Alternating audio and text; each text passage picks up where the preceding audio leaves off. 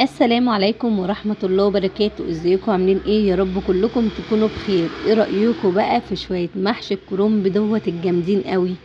يلا بينا نخش على الطريقة عشان ما اطولش عليكم. اول حاجة جبت هنا الكرنبايه كده زي ما انتوا شايفين، وابتديت ان انا افتحها واغسلها كويس جدا بالمية.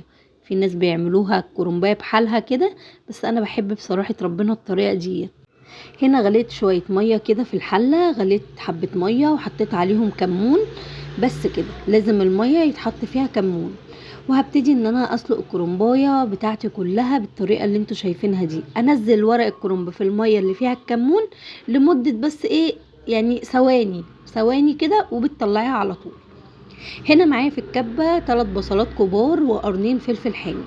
هضربهم في الكبه كويس جدا عشان خاطر بقى اعمل الخلطه بتاعه المحشي. جبت هنا معلقتين سمنه كبار، واول ما يبتدوا يسخنوا هنزل عليهم بالثلاث بصلات كبار وقرن فلفل حامي مضروبين في الكبه. تمام. هبتدي بقى كده ان انا ايه احمرهم، بس مش تحمير اللي هو يديني لون، لا، اول ما ريحه البصل بتاعي تطلع هبتدي ان انا احط الصلصه. تمام كده، تمام كده. هتاكلوا احلى محشي بجد بجد، كان طعمه حلو قوي. تمام كده، تمام كده. اهوت هنا بقى ابتديت ان انا كده احمر البصله، وبعد كده نزلت عليها بالصلصه زي ما انتوا شايفين، وهسيبها تتسبك التسبيكه المظبوطه بتاعه الصلصه. طب اعرف منين ان الصلصه بتاعتي اتسبكت وبقت مظبوطه؟ اول ما الاقي الادام بتاع السمنه اللي انا حطيتها في الاول ابتدى يطلع على وش الصلصه كده، يبقى الصلصه بتاعتي اتسبكت. معايا البهارات بتاعتي عباره عن معلقه من السكر، نص معلقه من الفلفل الاسمر، كمون، فلفل اسمر، ملح، واحده ماجي فراخ. ومعايا هنا بقى خضرة المحشي، كزبرة وبقدونس وشبت، وحطيتهم على الخلطة وهبتدي ان انا اطفي عليها دلوقتي. ما بحبهاش تغلي كتير بالخضرة. تمام. شايفين كده الخضرة شكلها عامل ازاي؟ كده الخضرة بتبقى معاكي خضرة حتى بعد السوا، حلوة قوي حتى بعد ما شكلها اخضر كده وفريش. تمام. هبتدي بقى ان انا اطفي عليها واسيبها تبرد خالص. الصلصة معايا لازم تبرد خالص. وهغسل الرز بتاعي. هغسل الرز بتاعي حلو قوي لحد ما المية بتاعته تبقى شفافة وبيضة. لازم غسيل الرز يا جماعة، لازم الرز يتغسل حلو قوي. اهو هبتدي ان انا اغسله كده زي ما انتوا شايفين لحد ما المية بتاعته تبقى شفافة وبيضة وينزل منه كل الشوائب بتاعته. هنا غسلت الرز كده. المصفى دي حلوة قوي، مصفة الرز دي حلوة قوي. هنا هبتدي احط كده معلقتين زيت على الرز قبل ما احط اي حاجة، وهقلبهم كويس جدا. تمام. جبت هنا الفلفل، انا جايبه ربع كيلو من الفلفل، نضفته كويس زي ما انتوا شايفين. وهاخد الكرنب بتاعي ابتدي اقطعه، واقطع العروق وبتقطعيه بالحجم اللي انت عايزاه عشان يسهل عليكي.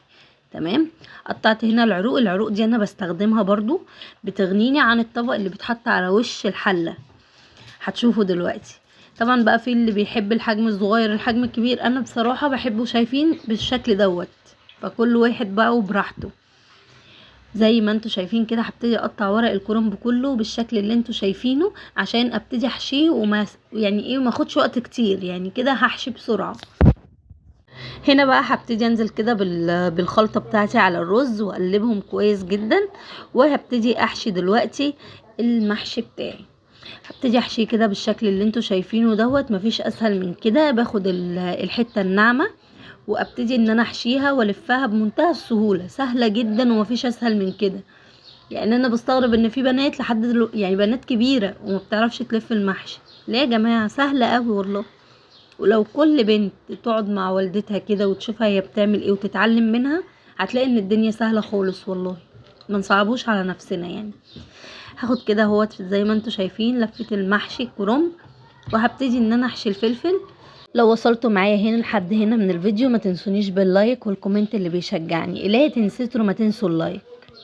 انا هنا كنت لفيت المحشي، وهاجي بقى للتركه الاساسيه بتخلي طعم المحشي تحفه. خلطه المحشي انا كنت شايله منها معلقتين، هبتدي ان انا احطهم في بوله كده واحط عليهم الميه بتاعه المحشي. تمام. وهبتدي احط ملح وفلفل اسمر بس، وواحده ماجي برضو، ماجي فراخ ماجي لحمه زي ما انت تحبي حطي.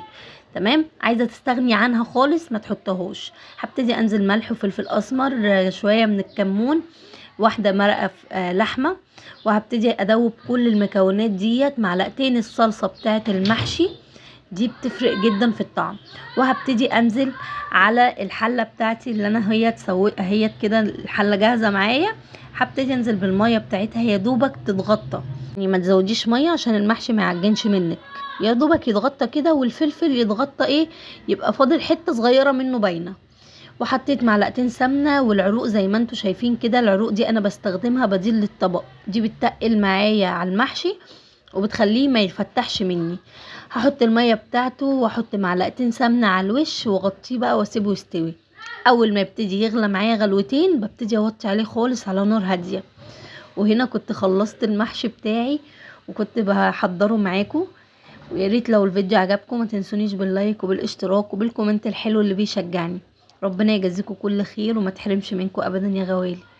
الاكله ديت شايفين اهوت كده، وكنت عامله جنبها رقاق باللحمه المفرومه، وكنت عامله بط. شايفين شكل الاكل عامل ازاي؟ فعلا العين بتاكل قبل البق. متنسوش تحطوا اللايك وتشتركوا في القناه.